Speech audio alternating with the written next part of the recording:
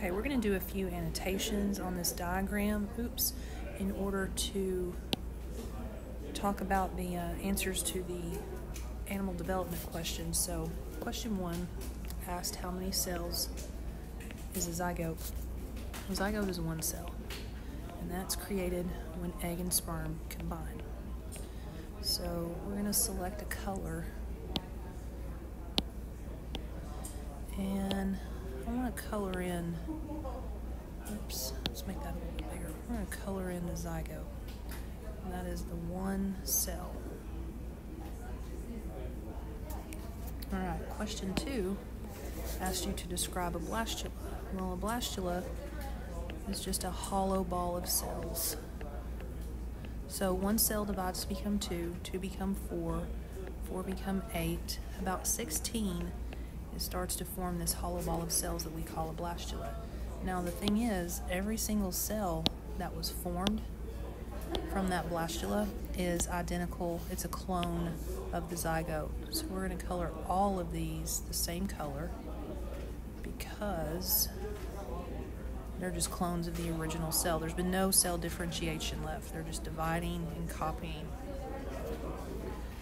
This next panel shows a cross section of a blastula. So basically we have cut it in half, and we can see the inside. So I'm going to color it the same color, and we can see that this is the inside, the hollow ball.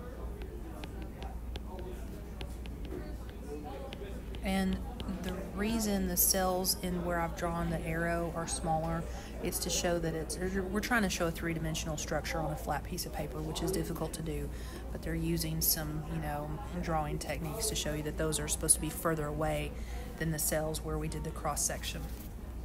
All right, question number 3.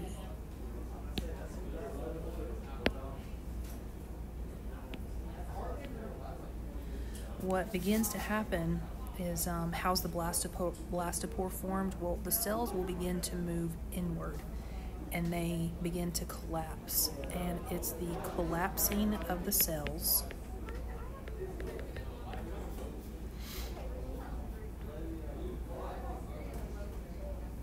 as those cells collapse inward that forms the blastopore. The blastopore is just the opening into the center of the blastula that's eventually going to become the digestive tract. So these cells here are the ones that are going to start to move inward, and so now we're starting to see some cell differentiation.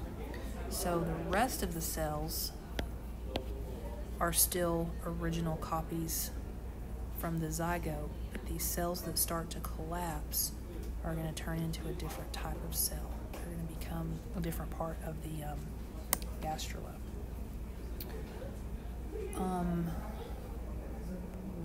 The blastopore is just the opening into the gastrula. And like I said, that's going to become the digestive system. So where that blastopore forms, depending on where the cells are, they become different structures in our body.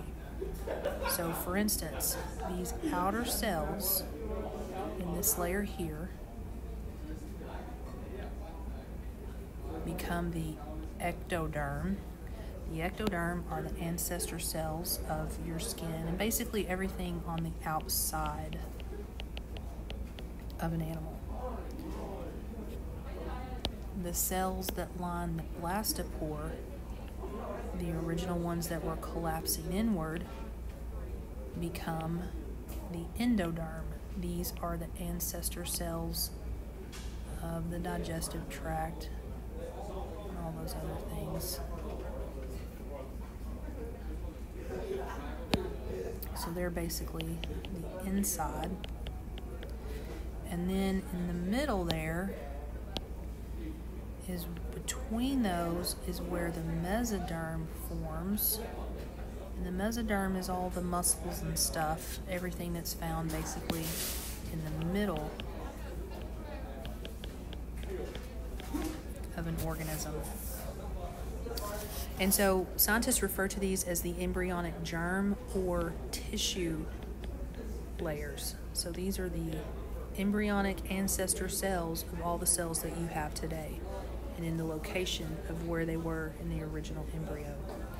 And then finally, the last question was what determines which cells are going to become endo, ecto, or mesoderm. And it's basically the fact that these layers are formed based on their relative position to the blastopore. So that blastopore determines which cells in relation to where it is become endo, ecto, and mesoderm.